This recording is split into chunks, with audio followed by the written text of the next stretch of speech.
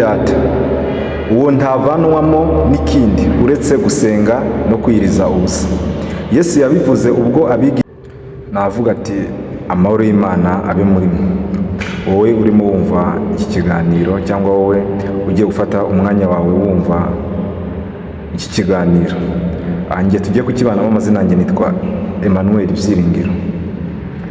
Uyu munsi nifuje kubabwira bimwe ibimenyetso 7 bigusaba yuko ugomba gutangira kwiyiriza ugasenga Imana.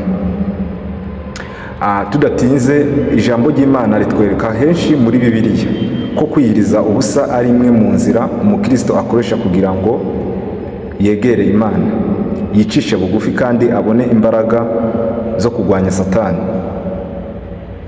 Hari zimwe mu ngero dusanga muri Bibiliya, ni urugero nk'ijambo ry'Imana dusanga muri Matayo ibice 17 umurongo wa 21. Riravuga ati, ariko bene data, uwo ntavanwamo n'ikindi uretse gusenga no kwiyiriza ubusa. Yesu yabivuze ubwo abigishwa bananirwaga kwirukana umudayimoni. Yababwiye ko hari ubwoko bw'abadayimoni budashobora gutsindwa uretse gufata igihe ugasenga wiyirije ubusa.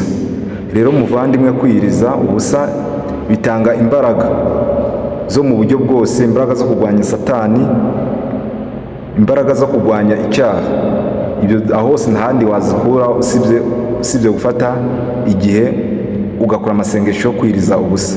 Hari n'izindi ngero dusanga muri Bibiliya, nk'ijambo ry'Imana dusanga muri Luka ibice 4 guhera ku murongo wa 1 kugeza kuri 14.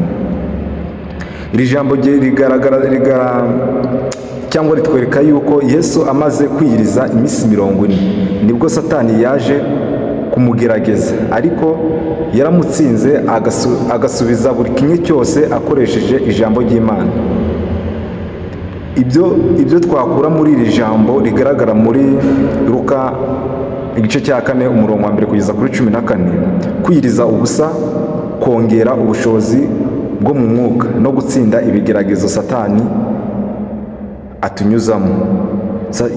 Ubwo Yesu yaramaze iminsi 40 asenga amasengeresho yo kwiyiriza nta kintu ajya, Satani nibwo yaje aramwegera aramubwira ati, iyo upfukama ukandamwa biriya byose nzabiguha, iyo upfukama ugakora ibi ngibi nanjye nzakugira uku nguku. Ariko Yesu nta kindi kintu yamutsindishije, ni uko yari afite imbaraga yari yakuye mu kwiyiriza ubusa. Ese nimba Yesu ubwiwe ari umwana w'Imana, ashobora gufata igihe akiyiriza ubusa? Ndafata igihe cyanjye nkiyiriza ubusa kugira ngo Imana impe imbaraga. Rero umukristo cyangwa wowe wizera Imana, nicyo gihe utangire kugira ngo nawe utangire kwiyiriza ubusa, usaba Imana imbaraga.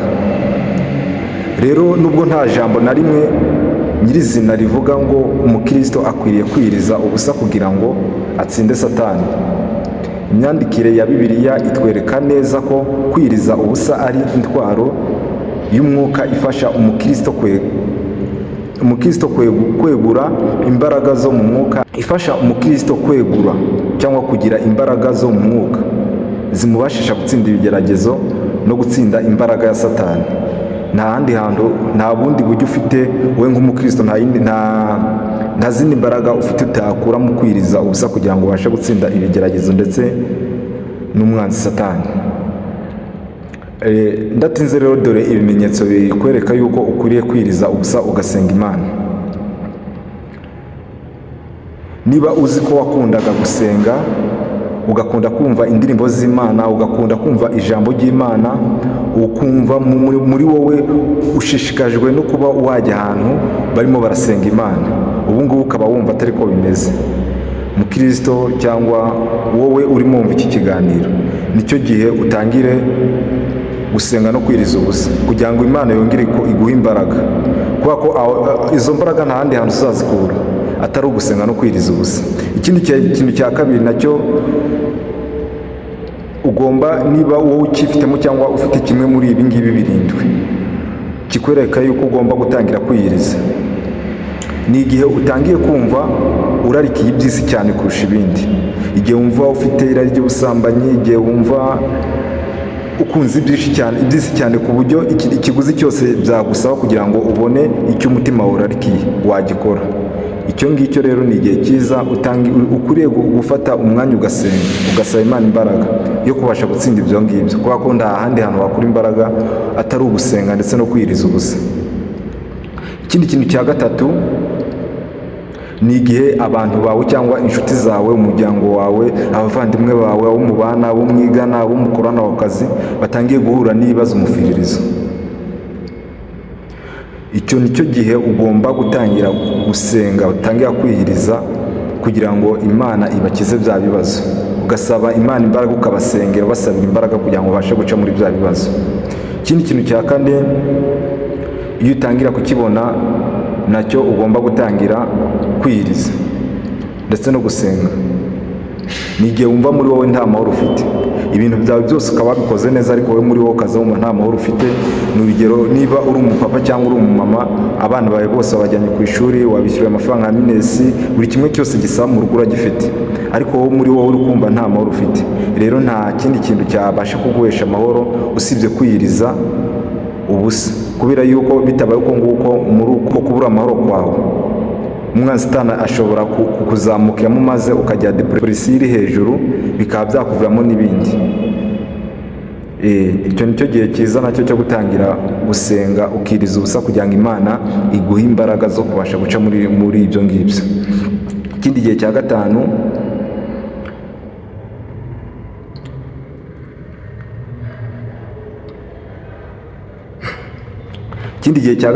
nacyo ukwiriye gutangira gusenga ndetse no kwiyiriza ubusa, igihe cyo kurindisha ubugingo bwawe. Cyane cyane ku mukristo, aho utangira kubona ikigeragezo kimwe kivaho haza ikindi. None wahuye n'ibibazo, kirakemutse haje ikindi. Ahangaha rero abakristo benshi bakunda kubitandukanya. Ahangaha hari ibigeragezo Imana ishobora kwemerera ko bikugeraho kugira ngo isuzume aho ugeze, cyangwa kugira ngo isuzume ukwizera kwawe. Urabizi ibyo Imana yagiye korera Yobu ni byinshi cyane. Yobu Imana yemeye yuko ibibazo bimugeraho, abura umuryango we, abura abana biwe, abura amashyo yaratunze, abura ubutunzi. Ibyo byose Imana yarabyemeye, ariko ko ari kugira ngo isuzume ukwizera kwa Yobu. Rero hari ahangaha abantu bakunze kubyitiranya n'ibitero bya Satani. Ubundi Imana ubwayo ntabwo ishobora kuguha ikibazo wowe ku giti cyawe utashobora gutsinda cyangwa utashobora gucamo. Icyo ngicyo Imana ntabwo yakemera ko kikugeraho. Rero Satani hari igihe aza akaguteza ibibazo kugira ngo igushe ukwizera kwawe, kugira ngo igutandukanye n'Imana. Uyu munsi ikibazo kikubayeho, kivuyeho, haje ikindi, uko nguko, noneho bigatuma wiheba ukagera kure y'Imana, noneho ugasanga ugiye kure y'Imana. Rero icyo nacyo ni igihe cyiza cyo gutangira gusenga kugira ngo ubashe kunesha ibyo bigeragezo umwanzi Satani aba ashaka gufatisha. Ikindi kintu cya karindwi ukwiriye nacyo kwitaho cyane, ni cya gihe uba wumva ushaka guhinduka, ugahora uvuga ati Imana, ariko ngiye bino bintu ushaka kubivamo. Ugahora uvuga ati ibi byangora ngende kumva bimbangamiye, iryo tabu uhora unywa, izo nzoga zabaye karande kuri wowe zakunaniye gukontorora, ubwo busambanyi uhoramo bwakunaniye, irari ryakunaniye, we muri wowe ukaza wumva ushaka kubivamo ariko bikakunanira, akaba ari uko nguko uhora ubivuga.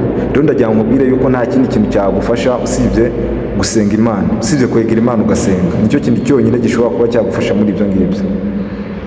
Ibyo ni byo bintu birindwi iyo utangira kubona cyangwa utangira kubona ufitemo kimwe muri cyo, nicyo gihe cyiza cyo gutangira kwegera Imana, nicyo gihe cyiza cyo gutangira gusenga, nicyo gihe cyiza cyo kwiyiriza kugira ngo Imana ibashe kuguha imbaraga zo guca muri ibyo ngibyo, kubera yuko nta handi hantu ku muntu wizera Imana yakura imbaraga usibye gusenga ndetse no kwiyiriza ubusa. Abantu b'isi bohe bamaze gusobanukirwa isi, hari ubwo babona babuze imbaraga cyangwa muri bo biburemo icyizere bakajya mu biyobyabwenge ndetse n'ibindi nk'amatabi. Ariko wowe nk'umukristo ikintu ukwiriye gukora, ukwiriye gusenga ndetse no kwiyiriza kugira ngo Imana ibashe kuguha imbaraga zo gutsinda ibyo ngibyo.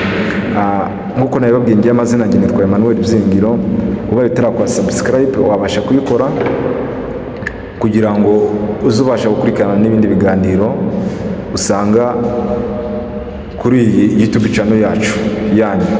Kandi ikindi wanakora share ukarayakinga video zacu kugira ngo ndetse n'abandi babashe kubona ubutumwa bwiza nk'ubu ngubu. Yesu akomeze kubana namwe kandi amahoro y'Imana abe kuri mwebwe ibihe byose.